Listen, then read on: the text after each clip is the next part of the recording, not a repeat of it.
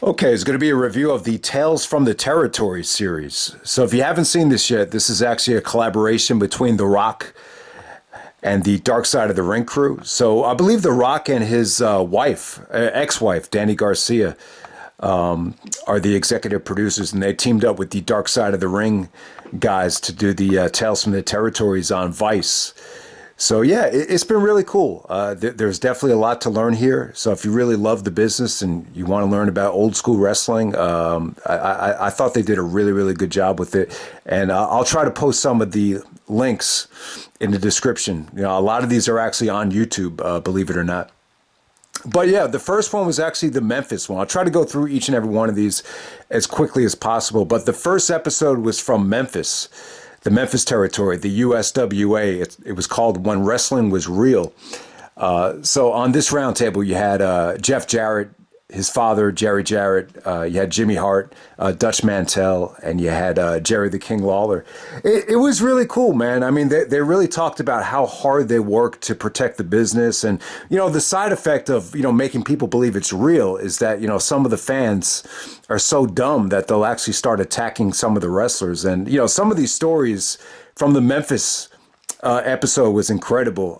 Jimmy Hart actually got stabbed in the ass. Then he had to go get a tetanus shot after the show. And the Jerry Lawler story was fascinating. I mean, this is like a classic territory story. So, you know, someone was about to throw a brick at his windshield, and he gets out of the car. He says, "You throw that brick at me, and I'm going to run you over." So he throws the brick, it shatters the windshield, and when Jerry tries to run him over, he realizes all of his tires are slashed. So it just shows you the depths that a lot of these fans went to because of you know how much they thought it was real. So, and in Jerry Jarrett's office, there was actually a sign that said "Personal issues draw money." So I think more than any other territory, I think that's what Memphis really prided itself on. Yeah, there was like some real fights, you know, over contracts and over you know, legal issues where guys actually lost this one wrestler actually lost his eye in a real fight. And then they talk about Dutch Mantel when he was an actual wrestler. There's a really interesting story with Macho Man after one of the shows. He was at a Waffle House and he got into a fight with someone that had just recently gotten married. I believe he actually came into the Waffle House and was like, "Yeah, I just got married." He was showing off his ring, and then Macho Man, he's just eating and he just shouts out, "Who gives a shit?" And then a fight broke out, and Macho Man's like wrestling this guy and fighting with this guy on the table. So that was a pretty interesting story. So yeah, the Memphis stuff was really, really cool. Okay, with the next episode, they focus on the AWA. This is in Minnesota. You know, that part of the Midwest. You know, they talk a little bit about Wisconsin, some stories that happen in the Wisconsin area. But yeah, AWA. WWE did a spectacular legacy of the AWA documentary. Obviously, Vern Gagne is in the Hall of Fame. At one point, this was considered the largest territory in the United States. But yeah, at this roundtable, they got DDP. This is where DDP broke into the business at 31 years old. He wanted to start off as more of a manager because he felt like at 31 he was too old to wrestle. But yeah, little did he know, he became one of the biggest stars in WCW history. On top of that, you got Medusa. Medusa was at the roundtable. Greg Gagne. That's Vern Gagne's son. He was there. You heard a lot about him over the years from the Hall of Fame. You know, they gave Flair. This is where Flair broke into the business. You know, they talked about this on the Flair documentary as well, how, you know, Vern Gagne's training was so tough that Flair almost quit. They went into depth about Hogan and how Hogan, you know, this is where he became a star in the AWA, and then he kind of broke the code of honor. You know, at the time it was just a handshake, but because Vince was offering him more money just to stay at home, he took the money, and he was really the first one to ever break that code. And yeah, so Hogan didn't come off very well here. You could tell Greg Gagne is still very bitter about Hogan. Ken Patera, you know, Ken Patera, you know, I believe he was an Olympian bodybuilder. I think you saw him at SummerSlam 1988. He had that curly hair. In this episode right here, they focus a lot on that story. There was a huge controversial story where he was eating out of McDonald's, and his side of the story is someone threw a brick and shattered the window, and then the cops came, and He ended up fighting with the cops, but it's almost weird. This is the only roundtable where they almost got into an argument, about Ken Patera not coming clean about throwing the brick. They were just like, there's no way a regular person could have thrown something like that into the McDonald's. But so yeah, that was probably the most chaotic story that they told in the AWA version. Mad Dog Vachon, they just talked about some of the crazy stuff, some of the crazy stories that Mad Dog Vachon was involved with. Bobby Heenan as well. They talked about what a great heel Bobby Heenan was. This is where they came up with the Weasel suit. Eventually they used that in the WWE. Yeah, so that was the AWA episode. That was Vern Gagne's territory. Okay, next up is the Florida territory. Yeah, you really learn about how impactful this Florida territory was. This was the CWF. It's called Bloodstains and Everglades, this episode. And you learn how, there's still ties to this territory today because of NXT, FCW, and developmental. So that was one of the really interesting things that, crossed my mind, during this episode. But this was actually Eddie Graham's promotion. We saw Eddie Graham get inducted into the Hall of Fame, so I'm sure that's a familiar name to most people. But yeah, the most controversial thing about this promotion was the Vietnam-inspired feud between Steve Keirn and Bob Roop. Yeah, so I believe Steve Keirn was actually hired, during the FCW days for developmental. So that's pretty cool that they still have ties to this territory. But yeah, this is a really controversial angle. So Steve Keirn's father was actually captured twice as a POW, prisoner of war in Vietnam. And Bob Roop, to get heat, he actually called him out for being a coward. And it rubbed a lot of people the wrong way. I mean, he got death threats over this. I believe his girlfriend, who was a waitress, got death threats over this situation. I believe he had a gun pulled out on him by a military dude in the middle of the night. So you just learn about how sensitive people were about the war and about Vietnam. And, they were really one of the first ones to actually use Vietnam as an angle. Kevin Sullivan was actually at the round table here. So they talked about how his babyface push just didn't really connect at first. So he kind of morphed into this devil worshiper. And, that's where he, I guess fell in love with, Chris Benoit's wife, Nancy, also known as Woman. So, yeah, that's kind of one of the things I always dream of as a Chris Benoit fan, that Kevin Sullivan took this, devil worshipping character and was the one that broke in and, caused all that chaos. But it's not reality, though. I think the chances are very slim that ever took place because, there was real life heat between Chris Benoit and Kevin Sullivan. But yeah, obviously when you think of FCW, you think of Kevin Sullivan, Luna Vachon, and Woman, and the whole devil worshipping angle that went on there. Gerald Briscoe and Pat Patterson were huge parts of this territory. Gerald Briscoe was pretty much more of the moderator, and they talked about how this is where Hogan got his start, and it made Hogan look really good. Basically he started out as a fan. He was a guy that was in a rock band, really long blonde hair, but he stood out. He stood out so much that Gerald Briscoe and everyone was like, well, who is that guy? He's like, oh, that's Terry Bollea. Well, let's talk to him. And he was such a fan, Hogan, that he was interested in wrestling, and he had a lot of injuries. He really sprained his ankle really bad, and he kept coming back. And they talked about how tough he was, that even though he wasn't that good at first and had a lot of injuries, he kept coming back and was very, very persistent at that time and was willing to learn.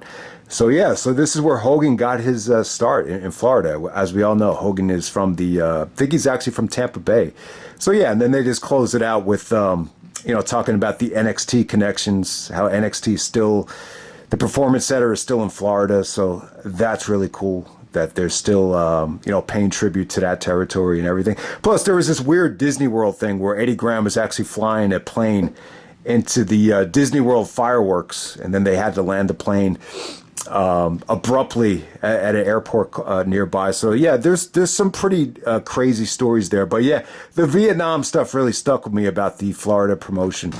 Okay, and then we go to Calgary, Alberta, Canada, the home of some of the greatest wrestlers of all time, including the greatest. We got Stampede. This is called the Hearts of Wrestling. I got to say, Bret was great here. You know, Bret was actually at the round table, and Bret is probably the best storyteller. I still think his Hall of Fame speech is, maybe the most memorable Hall of Fame speech. And yeah, anytime Bret tells a story, even though he's kind of speaking very slowly and very soft-spoken, like the stories are always very engaging. So yeah, I thought Bret was great here. Abdullah the Butcher, they talked about what a great draw he was for Stampede. Yeah, so, when you think of Bret and you think of the Canadians, you think of great wrestling. But, Bret even talked about this when he came to Ring of Honor, that, Stampede started out as more of a bloody, more of like a lot of weapons, a lot of brawling, very bloody territory. So you almost forget about that. So, yeah, Abdullah the Butcher, obviously he was involved in a lot of matches involving weapons and blading and stuff like that. All you have to do is look at his head to realize that. But yeah, Abdullah the Butcher, talked about how, Stu Hart was like a father figure to him. And as he was telling this, Bret actually started crying. So it was really, really cool. You could just tell how much respect everybody had for Stu. So you can't say a bad thing about Stu. And then Bret just started shedding tears. So you could tell Bret really appreciated, taking the time out to do this, because, he feels like his Stampede work doesn't get enough credit. Dr. Dave Schultz was actually there. So this is the guy that they talked about in the Vince McMahon 9 Lives documentary, when he slapped the guy from 2020 for asking if it was fake. He said, you can't say the word fake to Dave Schultz or else he'll slap you upside the head. But yeah, so you learn that he got his start in Stampede. The most interesting story here was the Andre the Giant incident. So Andre would actually come, I guess before he came to the WWF, he would go to like different territories for a couple of weeks and then just move on to another territory. So there's a story of, I believe it was Smith Hart. So Bret was actually like a passenger here, but they were trying to rush to get Andre to the airport so he could make his flight. And they were speeding and they almost got into an accident, and then half of the car is in the air and they almost turned over. Bret even said that he was scared for his life, and Andre was like freaking out in the back seat. And Bret even said that Andre like wouldn't speak to him for years after that. So yeah, the Andre incident was funny. The impersonation of Andre just throwing a temper tantrum in the back was probably the highlight of this episode right here. But yeah, you learned about how Bad News Brown was such a bad heel that he actually got them shut down in Edmonton. I believe they got kicked. It might have been Saskatoon. They actually had to stop a show there because he actually started beating up one of the fans. One of them was actually like a 90-year-old fan that he actually smacked. But yeah, Bad News Brown had a ton of heat in Stampede. So yeah, you learn about that. And Bad News and Bret have that connection at WrestleMania 4. That's how Bret turned babyface. So I mean, you know what kind of disappointed me about the Stampede documentary? They didn't really talk a lot about Bret and Dynamite and the British Bulldog, and trying to think of who else. Like some of the great wrestlers that came out through Stampede. I know there were some classic matches. They didn't really focus on like the Bret and the Bret ladder match with Dynamite Kid. It's like when you think of Stampede, you think of stuff like that, but they didn't really focus on that. They focused a lot on the weather. And a lot of the stories were, guys would break down and, it'd be freezing outside. And there was one situation where the bus broke down and this nice couple was going to help Bret out. But then when they saw all the wrestlers jumping out of the bus and they looked so intimidating, the guy he skated off. So, yeah, so you learn about all these stories where, guys would almost freeze to death. And some of the Stu Hart's impersonations were really funny. So Stu, the stuff about Stu was great. They would tell these stories about how they'd be in a hotel and guys would come up to Stu and say, wrestling is fake. And he's like, "Whoa, let me put a hold on you." And then Stu would put a hold, and the guys would be screaming for their lives. So yeah, some of the Stu impersonations from Bret and everybody else were really well done. So yeah, the Stampede episode was really dope. Okay, the next territory was the Polynesian Pacific Pro Wrestling. This was based out of Hawaii. So this is The Rock's family's promotion. It was started out by High Chief Peter Maivia. So eventually after Maivia passed away, he only passed away at 45 because of cancer. So after that, Leah Maivia took it over. That was The Rock's grandmother. And yeah, I mean, it was a very successful territory. They had a lot of really, really good, workers like Superfly Jimmy Snuka. They ran this super show. They drew 22,000 fans in August of 1985. The show was called A Hot Summer Night.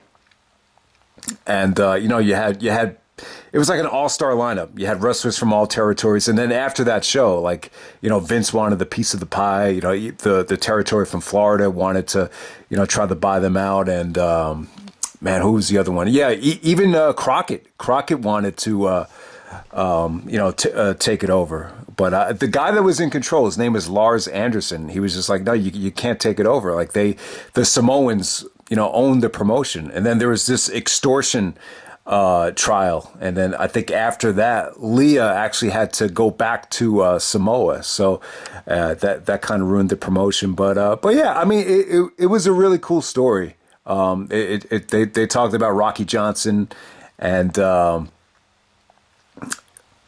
eventually, Rocky actually married, Leah's daughter. And then, The Rock came along. They talked about how The Rock actually went to go live with Harvey Whippleman. Harvey, I think at the time, they were going back and forth between Memphis and Hawaii. And The Rock, at 14 years old, went to go live with Harvey, in the Nashville area. And there's this really interesting story. One night, they ran into these guys, and they were driving this shitty old car. It was like one of the worst looking cars you'd ever see. But they said, we'll give you $400 for this car. And Harvey was like, yeah, I don't have the money. And then The Rock was like, why don't we just buy it? Why don't we just buy the car? Yeah, like, with what money?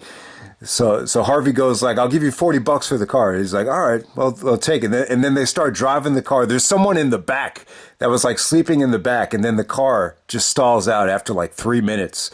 But that was actually The Rock's first car, bought by Harvey Whippleman. So it was really cool. And then the documentary basically ends with, Harvey actually sending, Rock this old, Polynesian pro wrestling shirt. And then The Rock takes a picture of it and frames it on his wall and then sends it back to Harvey Whippleman. So yeah, Harvey Whippleman was part of the round table. He actually went by his real name there, but you also had a dude named Rocky, whose father is actually like the king of the beach. Like I guess eventually after the scandal and after the extortion thing, they tried to run the promotion out of just public land on the beach without paying a booking fee. So yeah, man, it was really cool. They didn't really mention a lot about the bloodline and Rikishi and Roman Reigns and a lot of the other Samoans that came along, but you just learned about how. At one point, this Polynesian Pacific pro wrestling territory was just home to a lot of talent that a lot of the promoters just wanted to buy up. All right, the next territory, we're going up to Portland in the Northwest. This was called When Wrestling Got Weird. Yeah, so the Portland stuff was really interesting. This was the one territory that I think myself and I think a lot of other people just don't know a lot about. I mean, they don't have the kind of exposure from the WWE that a lot of the other territories got. I mean, AWA and World Clash got their own DVDs. The Flair stuff really showcases the Crockets well. So yeah, I mean, there's just not a lot of accessible Portland footage, even though there is a lot of stuff that never really got transferred onto the network. Believe the promoter's name was actually Don Owens that used to promote out of Portland. The round table, it features Princess Victoria. If anyone remembers her, she was actually one of the first tag team champions in the WWE. I believe it was Bushwacker Luke, so you get to see one of the Bushwhackers. He talked about how he just went to the WWE for the money, that it wasn't about the wrestling, that he was strictly an entertainer. So it was cool to see him say that. The Masters guy, there was a guy named Mike Masters who actually used the full Nelson, just like Chris Masters. So you get to see him. He definitely slimmed down a lot. He was a huge, jacked up dude back in the day. Who's the other guy that they talked about here? So yeah, there was a lot of other guys on the round table that I did not know. But the most important thing about Portland, you heard CM Punk talk about it earlier this year. Piper in Portland, Bret in Calgary. So yeah, Roddy Piper, this is kind of where he made a name for himself. I think eventually Piper went to the NWA, if I'm not mistaken. He might have been able to go back and forth at that time. A lot of guys were able to work in multiple territories, month to month, like Andre the Giant, obviously. So yeah, Piper was definitely probably their biggest star. Adrian Adonis is another one. Buddy Rose. This is where really Buddy Rose got his start. Buddy Rose was actually part of the AWA as well. He had some, he was really one of the first guys to give Shawn Michaels some really, tag team matches that got a lot of exposure. If you watch the Shawn Michaels from the Vault, the first match on there is against Buddy Rose, in a tag match with Buddy Rose with Marty Jannetty. So, the Buddy Rose feud with Doink the Clown really got personal. There was, I believe there was like a real life, relationship issue, or I think he ended up marrying his sister, and it was a gun situation, and it got really personal at one time. But yeah, you just learned about this. This is where the original Doink the Clown came from. It came from the Portland promotion, and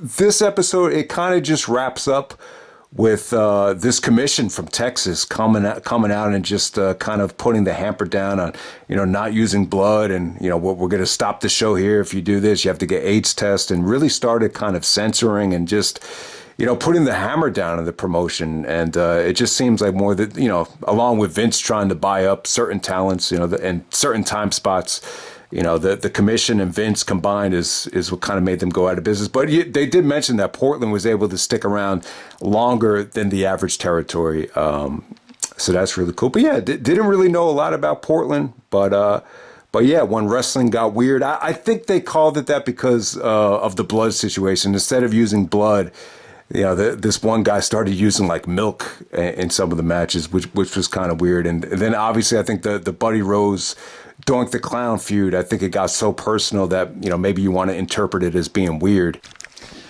Okay, the next episode deals with World Class Championship Wrestling. This took place in the Lone Star state of Dallas, Texas.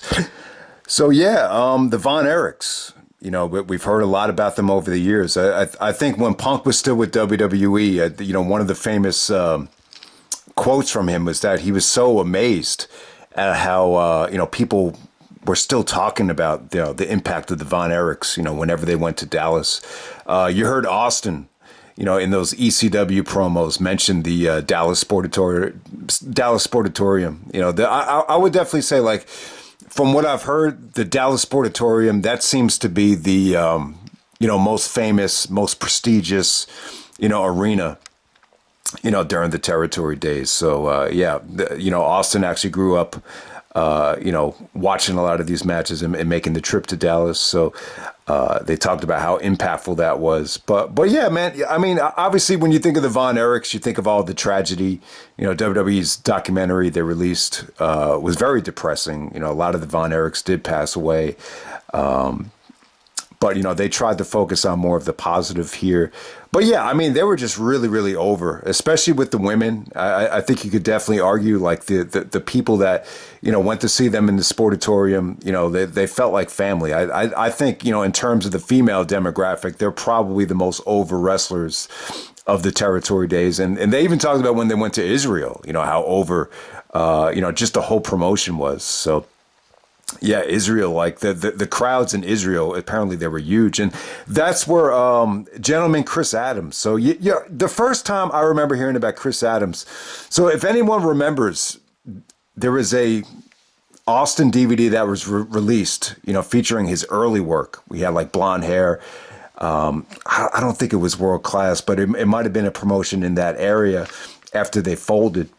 And Austin would wrestle Chris Adams in a lot of different matches, and it was a huge feud.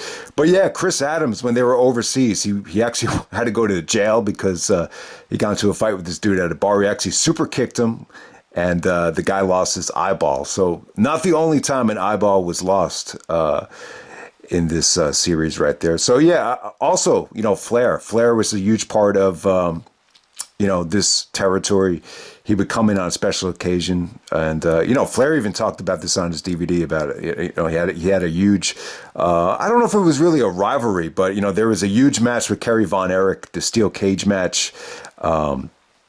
Had an insane finish, that kind of escalated the feud with the Freebirds, and Kerry Von Erich, the Texas Tornado, had the steel door shut on his head, and he had a huge, indentation from that steel cage. So, yeah, you just learned about how big, Flair was. Whenever Flair made an appearance in World Class, it was a huge deal.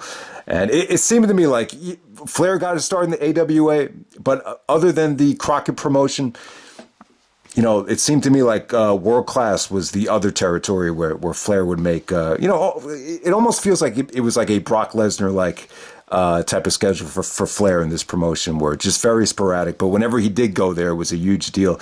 And then, obviously, they talk about the Freebirds and the Von Erichs, definitely the highlight of this territory, the most memorable feud. Chavo Guerrero is actually at this roundtable. I think he was the executive vice president or executive producer of this whole series. But out of all the territories, it seems to me like he really had, the Guerreros are where? They're from El Paso, Texas. So, yeah, they were pretty close by, the Guerreros. So, yeah, Chavo must have been a fan. He must have been, maybe him and Eddie used to go to some of these shows. But the other famous angle, other than the Von Erichs, it was probably Jimmy Garvin. We learned about Jimmy Garvin, I believe, in that War Games match, the one where it was the Tower of Doom. He was actually in that match. And there was a situation where we had two female valets.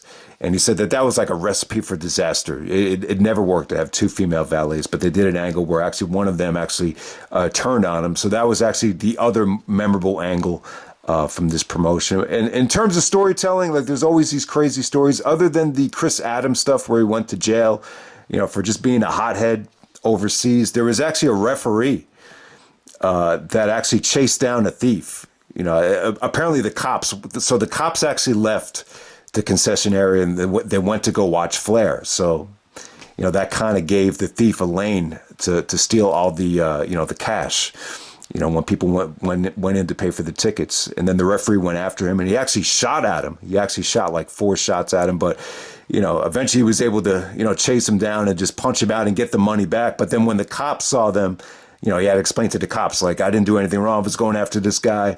And then so this promotion had so much power and so much clout that the cops say, oh, why did you shoot him? Now we have to write out all this paperwork. So the cop actually puts the extra bullets back in the gun to make it look like he didn't shoot at anybody. So yeah, that was pretty crazy right there. Nice little story there. But yeah, World Class Championship Wrestling, the Von Erichs, probably the most over family out of all the territories. And yeah, I mean, I did want to mention the father of the Von Erichs, Fritz. He actually started out as like a monster heel, back in the really, really old days. But all of his sons were like natural athletes, natural baby faces. And yeah, I mean, they really connected with the women, I would say, more so than any other stars from the territory. Okay, next up we have the Crockets, the heels of the Carolinas. That's a pretty clever title because, North Carolina's name is the Tar Heels. So, this is the Crocket promotion, Mid-Atlantic Championship Wrestling, also known as the National Wrestling Alliance. This was a cool episode. I think the most important thing I want to talk about first is the plane crash. So if you watch the Flair documentary, they're going to talk about how he broke his back in the plane crash. But, we never heard about it from this perspective that, there was only one babyface in that plane crash. And if word got out that he was riding along with the other heels like Flair and everyone else in the plane, that would have killed the business. Jim Cornette even talked about this. I think his name was Mr. Wrestling. That was his name. I forget his real name, but when it came to the police report, he gave his real actual name and not his wrestling name. So because of that, a lot of people didn't know about it. So only if you were like a really, really smart fan, you would have known that there wasn't an actual booker with that type of name. I think he lied. He basically lied and said that he was a booker and his real name was this. But yeah, Cornette was saying that saved the business because it would have exposed everything had people known that he was riding along with the heels and the plane crashed. But yeah, that plane crash was terrible, man. I believe Crocket was the only one that was able to. That seat did not explode there, so that's pretty crazy. Yeah, I mean, they really went into depth with Jim Cornette. Cornette said he wasn't a part of the roundtable because they did not choose to do a Louisville territory episode. But yeah, Cornette, basically got to start as a photographer, just like Paul Heyman. I mean, the similarities between Jim Cornette and Paul Heyman are ridiculous. They both got their starts as photographers, but there was a story back in the day where he had so much heat with the wrestlers that one of the promoters said, I think it was Crocket, he said, if you could get that type of heat with the boys, then you'll get that type of heat with the fans. So, and then obviously Jim Cornette became the manager for the Midnight Express, and he did a lot of other, really, really good things. I think he had a feud with Baby. She was actually on the round table as well. But yeah, I mean, they talked about Cornette actually falling from the scaffold at Starrcade, about how he tore his ACL. So yeah, I mean, that just really shows you how dangerous those scaffold matches are. Even Cornette, he went out of his way to really plan a safe bump, but he still ended up tearing his ACL. So he hasn't had an ACL since. But if you're not wrestling, if you're not being an athlete, I guess you really don't need to get the ACL surgery because it would have. He would have had to not get paid and take time off of work. But yeah, the Flair heel turn was huge here. Obviously, they wanted to focus on a lot of the stuff that wasn't Flair related, but the Flair heel turn, when Dusty came to make the save at the Omni, and that kind of led to the Four Horsemen beat down on Dusty. It got massive heat. It got so much heat that they needed the police to escort them back to the locker room. And as they were going back, they got fucked up. I mean, the fans were just throwing everything. And I think Arn Anderson even said that it was a miracle that they were able to get back to the locker room alive. And he said, anytime you get back to the locker room after, that type of heat, it's always, that's the key to a success in the territory days. So yeah, the round table was Arn Anderson, Baby. Baby was the female. I believe she actually turned heel and was a huge part of this, the NWA promotion. Ricky Morton, obviously Crocket was there. Arn Anderson said 85 to 88, by far the best period in professional wrestling history. And, obviously with the NWA, they were taken over by WCW. So in a lot of ways, they were able to buy out a lot of the guys from Mid-South, and, they basically transformed into WCW. So in a lot of ways, I think the NWA is, probably the most successful in terms of quality, probably the best wrestling promotion out of all the territories. All right, and then the last episode, I guess they saved the best for last, so they wrap it up with Mid-South. So this is around the Louisiana area. And it's funny, they didn't bring up Shawn Michaels, but from my recollection, I think this is the first territory that Shawn worked. And he talked about it in his book about, when he made the first drive was actually to Mid-South. From San Antonio. But yeah, this roundtable featured Jake the Snake Roberts, Jim Ross, the $1 Million Man, Ted DiBiase, and Michael Hayes is a part of it. So yeah, Mid-South was Bill Watts' promotion.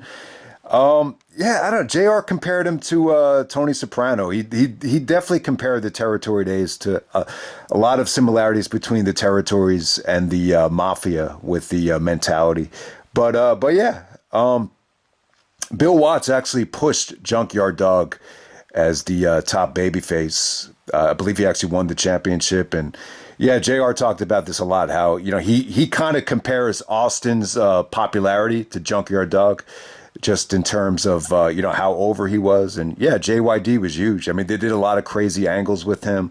There was an incident where he got blinded. There was an incident where the loser had to leave town. So he did some really, really good stuff with Ted DiBiase.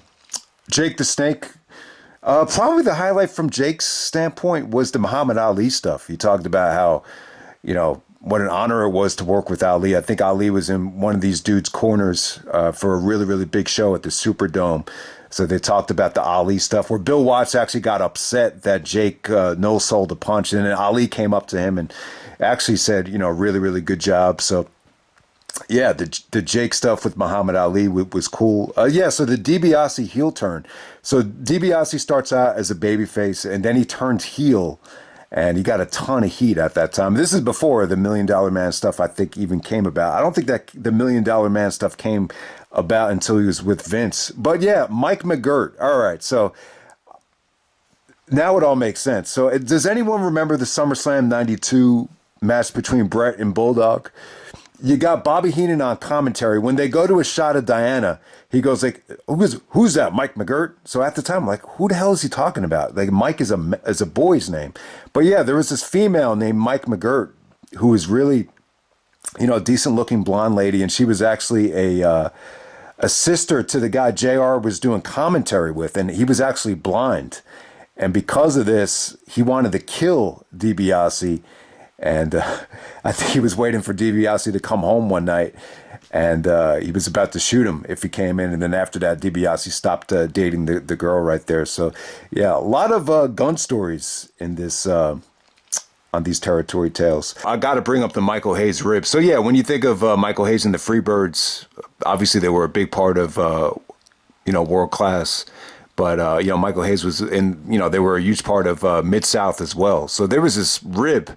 I think they were trying to induct someone into the Freebirds, and situation was he decided to ditch the road trip and was able to get on a plane. So when he got back, they stole his bag and tried to put a rib on him. So they filled his bag up with all the craziest shit you can think of that just smelled. But the thing that I remember, or the most memorable thing they put in the bag, was that they found a dead possum on the road, and they put that in there as well. And when they were putting the bag back in the locker room, there was like all these flies just hovering, over the bag. And then when he got back, he just put on his robe like I don't know. It just seemed to me like he didn't really care. Maybe he knew they were about to rib him, but everybody in the locker room, Jake the Snake even noticed the smell as soon as they brought the bag in. But once the dude went out to the ring with his robe, they actually have clips of the reenactments of the fans just throwing up. So yeah, that's probably the most memorable rib from these from all of these tales. Jim Ross here. God, what can I say about JR? Obviously, this is where JR got his start in Mid-South, being a commentator and everything. But there was actually a meeting featuring a lot of guys from the territories. And he was actually in the bathroom, during the meeting. And then these two guys come in, and someone was pitching the idea to actually go kill Vince McMahon. And he was saying that it would only take about $750 to pull it off. And when Jim Ross heard it, like, he didn't want to be, called in as a witness or anything. So he just put his feet up. It was kind of trying to, arch himself up so nobody saw his feet. So it's just funny that actually happened, as he would go on to be, Vince's main voice of the WWE and Vince McMahon for years to come. So that was a pretty funny story. But that just kind of illustrates you how evil, Vince came off to a lot of the, promoters. That, he was fucking up the business, and just, they wanted to put the axe to him.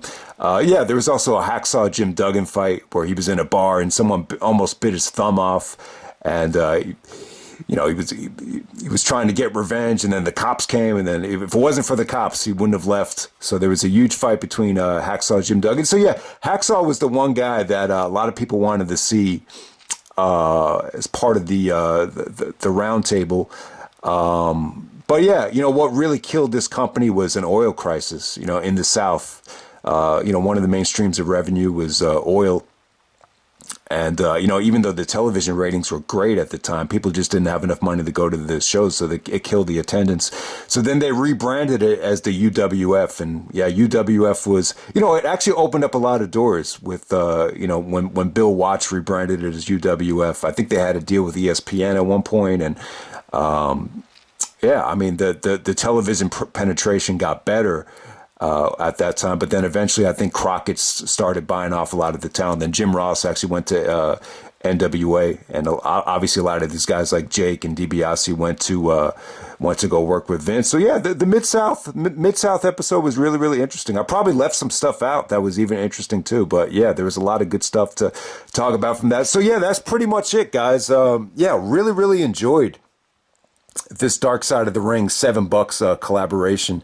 And yeah, I know, if it wasn't for the territories with Rocky Johnson going to meeting up with Harvey Whippleman and bouncing back and forth from Hawaii and Kansas City, he never would have met The Rock's mother. So yeah, so no wonder The Rock was really, really interested in doing this. But yeah, I definitely feel like, even if you're in your 40s or your 50s, you're still probably too young to remember the territory days. And it's a shame. I do feel like we missed out. I think there was definitely a lot of, natural heat back in those days, the believability factor. That's the biggest theme I think you get from this. But, out of all these territories, which one really stood out to me? I mean, I definitely would say the NWA, probably had the most talent, the best wrestling. That probably was the best promotion. But it does seem like, the WCCW World Class with the Von Erichs, they probably had the most over, family. The connection with World Class definitely seems like it was the best. Yeah, I know the Portland stuff was kind of weird, but they had their own. They had their own little identity as well. And the stuff from Florida, the Florida stuff seemed really, really controversial. And obviously, I think Memphis really prided itself in, booking Lawler as this monster heel. And, it seems to me like the fans definitely had the most hostility towards a lot of the stuff that went on in Memphis, too. So, yeah, I think every territory had their own identity, but obviously in terms of wrestling and in terms of star power, I think, because WCW, bought up the Crockets, that would probably be the most successful out of all these territories. But yeah, it was really cool. So I'll just wrap it up right there. Tales from the Territories. Really looking forward to seeing what the Dark Side of the Ring guys do next for season 4. So if anyone has any, recommendations for them of what you like to see, brought to light,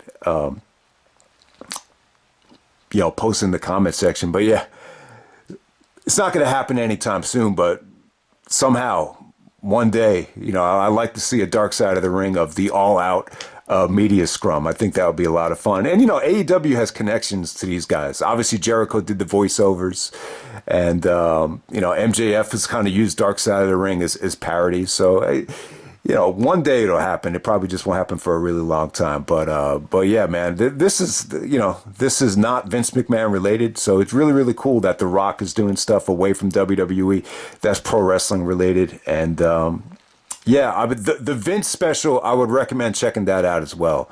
The 9 Lives of Vince McMahon. I mean, I wish I had went more in depth with when I talked about it, but there was really just a lot of good stuff in that documentary as well. So definitely check that out. But that's pretty much it, guys. I'm out. Tales from the Territories on Vice, and I'll wrap it up right there. All right.